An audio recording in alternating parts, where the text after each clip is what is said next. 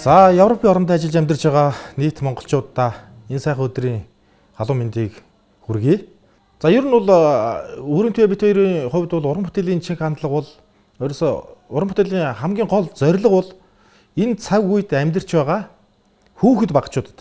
Одоо бол даяарчил гэдэг одоо энэ хүүхд залуучуудын сонсох юм бол шал өөр болсон биз дээ, тийм ээ. Одоо бидний мэдэхгүй одоо бүх сонин урсгалууд одоо орж ирсэн байна. Тийм болохоор энэ өв соёл үндэсний дуу, уртын дуу, ардын дууг яаж сонирхлыг сэдрэх вэ гэдэг үүднээс орчин цагийн хөгжимтэй холбож аливаа улс үндэстний ардын дуу ер нь язгуур урлагийг орчин цагийн хөгжимтэй холбож нийлүүлснийг одоо этник урсгал гэж яриад идэг юм билээ. Тийм болохоор энэ залуучдын дамаа энэ хүүхэд багчуудад энэ уламжлалт одоо соёл урлагийг бас хүргэж тийм тэдний бас сонсох, сонирхлыг сэдрэх үүднээс уран бүтээлийг бол ингэж ер нь бол хийж яваа. Одоо уран бүтээлийн одоо гол одоо зүйл бол ерөөсөө л энэ өсвөр үеийн залуучууд хүүхэд багчуудын уламжлалт нь ардын дуртын дуугаал одоо нэг хүрхийсэн гэдэг үүднээс л одоо уран бүтээлийг бол ийм чиг хандлагатай бол хийж байгаа.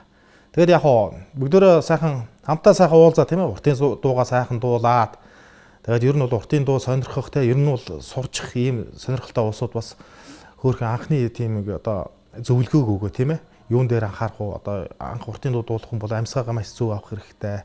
Тэгээд энэ хоолой энэ аппаратыг бас чөлөөж дуугарах хэрэгтэй. Ер нь бол уртын дуу амьсгааны урлаг л да. Тэгээд ер нь бол дуу дуулахад одоо юуг бодож ухаарч дуулах хэрэгтэй. Тэр сайхан тал хангаа нутаг тийм ээ. Уртын дуу бол өөр өөрсдийн бас агуулгатай ийм сайхан одоо юугаар сольшгүй энэ сайхан урлаг. Энэ талаар бүгдөө сайхан ярилцаж тийм ээ. Тэгээ сайхан ардын дуугаа дуулаад, уртын дуугаа сайхан дуулаад тэгээ энэ талаараа бас сайхан тав хөдөө зөвлөгөө өгөөд бас ингээд 2-3 хоногийг бас хамтаа сайхан өнгөрөё л гэсэн бодолтой байна. Тэгээ тав хөдөө хамгийн гол нь бүгдөө сайхан ирээрээ цаг заваа сайхан гаргаад ирээрээ Монгол хүн байхын том дархлаа бол энэ өв соёл язгуур тийм ээ хэл түүх одоо соёл урлаг бол байдаг үндэсний.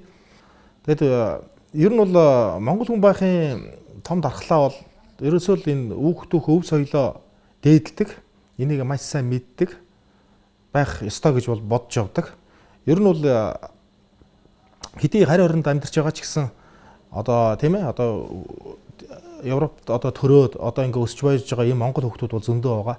Эдгээртээ хамгийн гол нь монгол үндэсний өв соёл, уламжлал тийм ээ язгуур урлаг нь ямар юм байдгийг бэ гэдгийг одоо маш сайн багаас нь одоо өөрсдөд нь одоо сургаж одоо мах цусанд нь одоо шингээж өгөх ёстой гэж бол боддог. Яагаад тэгэхээр энэ бол монгол хүн байхын хамгийн том дархлаа гэж боддог. Тэгээд бүгдөө энэхүү морин хуурын сайхан наадам дээр уулзаж, сайхан хуурийнхаа аялгауг сонсож, уртын дуугаа сонсож, Монгол эх орныхоо тий сайн сайхны зүйлээр талаар ярилцаж тийм ээ. Өв соёлын талаар ярилцаж 3 хоногийг бас хамтаа сайхан өнгөрөөе гэж одоо чинслээсээ хүсэж байна. Тэгээ та бүдгийг бас энэхүү морин хуурын 2 дугаар наадамд бас өргөнөөр хүрэлцэн ирэхийг одоо илэг нэгтэй ахын дүүс таа бүхнээсээ чин сэтгэлээсээ хүсэж байна.